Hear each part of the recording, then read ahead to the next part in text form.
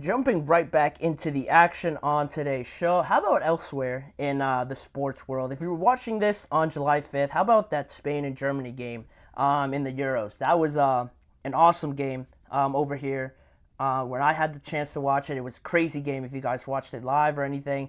Highly recommend checking out the Euros. They've been crazy. But back to NFL football, back to the topic on hand, the Atlanta Falcons, talking about their potential. It seems that's all we've been talking about for the longest time with the Falcons. What can they be? How far can they reach with this team? If only they had a quarterback to take advantage of all this talent that they have. They might have found their guy, so much so that they tried to invest in really assuring that position and drafting another quarterback just in case Kirk Cousins didn't work out. But they've definitely improved at that position, bringing in not just on the player side, but overall the personnel side with a new head coach and Raheem Morris, a new offensive coordinator, Zach Robinson. Really excited about him, probably more than anybody of their new additions. I'll touch on that in a second. Then Kirk Cousins, obviously, Michael Penix, all to go along with their exciting playmakers like Drake London, Kyle Pitts, Bijan Robinson. They brought in Darnell Mooney, Rondale Moore. There's talent all over the place for this Falcons, at least on offense. We're going to focus in on just the offense here. So this year with Kirk Cousins, it seems to be finally the year where this offense can finally burst onto the scenes and back on Zach Robinson because the quarterback is great. You're obviously going to improve there from last year. Having Desmond Ritter there, it's an obvious improvement this year. So where I think it could really make this offense stand out is Zach Robinson coming over from the Los Angeles Rams as their passing game coordinator slash QB coach is a dream scenario. He was highly sought out after this offseason by various teams along with the Falcons. I know the Steelers were involved and I'm sure others were as well. Because you just look at the passing game from the Los Angeles Rams and how successful he was with Matthew Stafford as well. In 2022, with Stafford as the passing game coordinator, he was able to help Stafford reach the highest completion percentage of his entire career. And it says a lot because Matthew Stafford, one of the most underrated quarterbacks in the NFL, during his time with Detroit, did a lot there. And I think people really just found out about him with the Rams. But with how good he was in the past, Zach Robinson really helped him reach that next level and have a 68% completion percentage in 2022. Then also, he jumped up his passing yards numbers a little bit from 2022 to 2023. In 2022, he had 3,108 yards, and then in 2023, he was among some of the top leaders in passing yards with 4,063 yards. Good numbers, encouraging numbers if you're bringing in Zach Robinson, especially when you have a lot more options, I think, with the Falcons than you did with the Rams, but you could make a similar argument and say that the Rams have better quality in Puka and in Cooper Kupp just based on skill. I think most people would take those two guys over the Falcons players, but the Falcons have a lot more to offer with London, Pitts, Rondale Moore, Darnell Mooney, Bijan Robinson, even Tyler Algier. There's more weapons to go around, so I think that'll do the Atlanta Falcons a lot more. It'll benefit them a lot more this year with Zach Robinson having all these options to really experiment with and have success with overall in Atlanta. That's what we're looking for here with the Falcons. And Drake London spoke about it recently. What are the differences that are being brought with Zach Robinson and also with Raheem Morris? He touched on something that I really wasn't expecting, but it also makes the most amount of sense at the end of the day. Drake London mentioned what are those changes, what is really being brought into with Zach Robinson in this offense, and he said it's just the type of play style we're trying to play. It's really, really fast. You got to be in condition. I think that speed is a killer in this game. If you have it, you can win a lot of things. And off of that point, I really didn't notice how differently made up this team is. With his point on speed really being an emphasis this year and just being in good condition.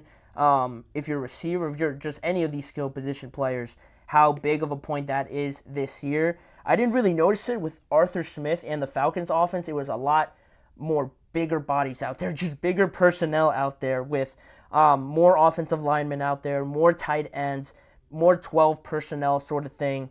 And there was just a bigger set out there in terms of running the ball and passing the ball. It all looks similar in how many people were out there. it wasn't so spread out. It was very congested, and then you get the play action off of that. And you were successful in the running game, which is a plus, like the Falcons were, and why Bijan was so successful. But you didn't really target those pass catchers as much. And again, a lot has to do with the quarterback, so that's obviously going to change. But overall, I didn't really notice that now that they're bringing in this more spread offense, more modern offense, you can say. They're a lot more lighter, a lot more lean, as the reports were saying around this subject, with Drake London there being as silky smooth as he is, being fast just in general. You bring in Rondale Moore instead of a guy like Van Jefferson.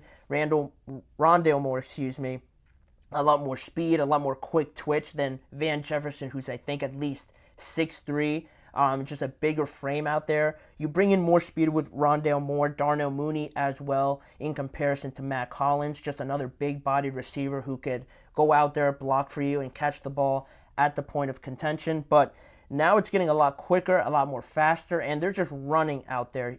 The fact about being in condition for Drake London and this offense, I think, says a lot on what we can look towards a little bit in here, and whether or not the Falcons can be a top-5 offense this season, because it seems the way everybody talks about them, it seems like they could be. And I think they have the potential to be up there among the best, because their weapons are truly talented. And just going off of just talent alone, they are definitely one of the most talented in the NFC.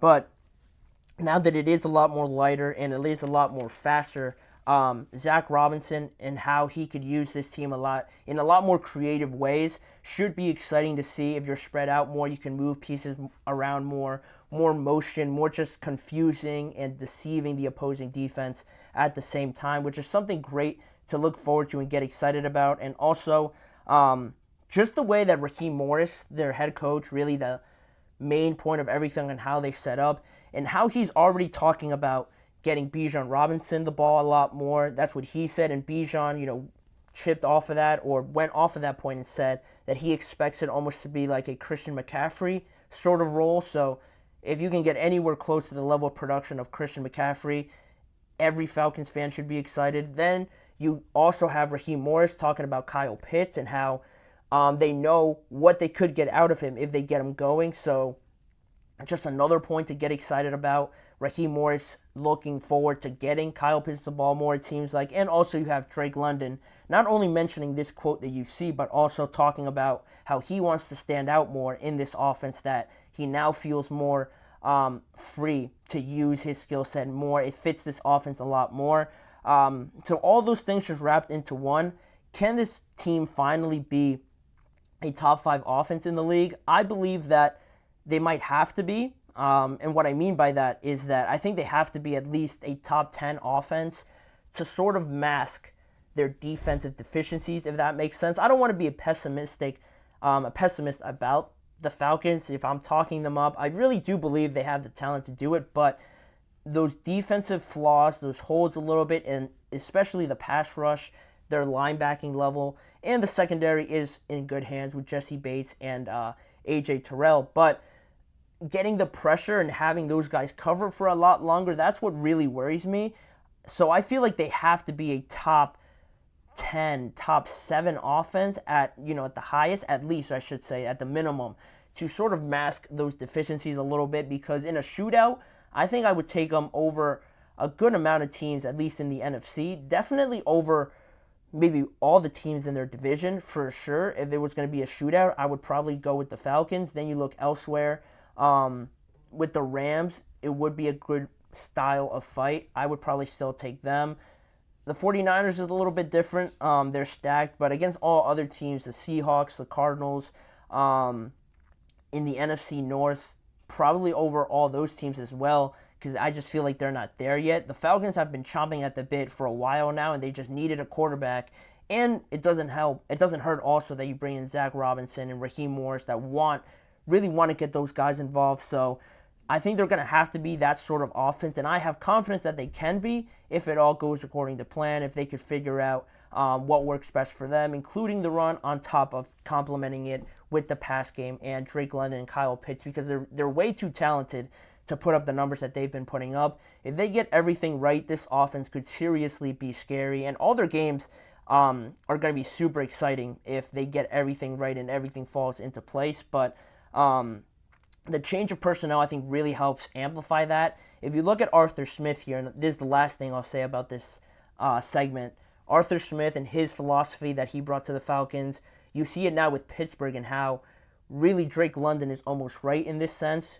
Now in Pittsburgh, you see it turn into a lot more heavy sets, more emphasis on the offensive line, more emphasis on the running backs, the tight ends as well. They're looking a lot bigger, also bringing in some bigger players in some tight ends that Arthur Smith brought over from Atlanta. You can really see that point being confirmed there with what Drake London is saying, with how the Steelers have changed a little bit and how their team is made up. They're looking a lot bigger, a lot less finesse than power this year. So that is where the Falcons stand right now. They should take advantage of it because they're all super young. I think the average age of them is 25, 24 years old. So they've just been waiting at this opportunity, and the Falcons are super smart, super intelligent way of using that youth because they have a lot more energy, obviously. They're ready to go a lot more often, using that to your advantage, not so much as a disadvantage with a lack of experience, but using the physical traits to go out there, run defenses into the ground just because they're just younger and they're fresher, it seems like. That's another great way that Zach Robinson, this team, Raheem Morris, is taking that to a next level, and I really like it. I'm really looking forward to seeing them in 2024. If everything falls right, they could be vying for one of those playoff spots and making a return to the playoffs in a long time. So that's where we stand on the Falcons. Top 5, slight potential. I'm expecting more top 10. Top 10 is where I'll have the Falcons in 2024. But that is it for that segment, and when we return after our next break, we're going to get into some more of the AFC side of the ball. Talking about Matthew Judon, and is his time with the New England Patriots almost up? Based on what he has posted on social media, that seems to be the belief just from what I'm reading into it, so we're going to talk about that. And also some more uncertainty around Marlon Humphrey and his future with the Baltimore Ravens. What does that look like? Has he made enough of a case for himself to continue on with the Ravens, or is this year the final year we're going to see him in a Ravens uniform? We're going to answer all those questions when we return, so don't go anywhere.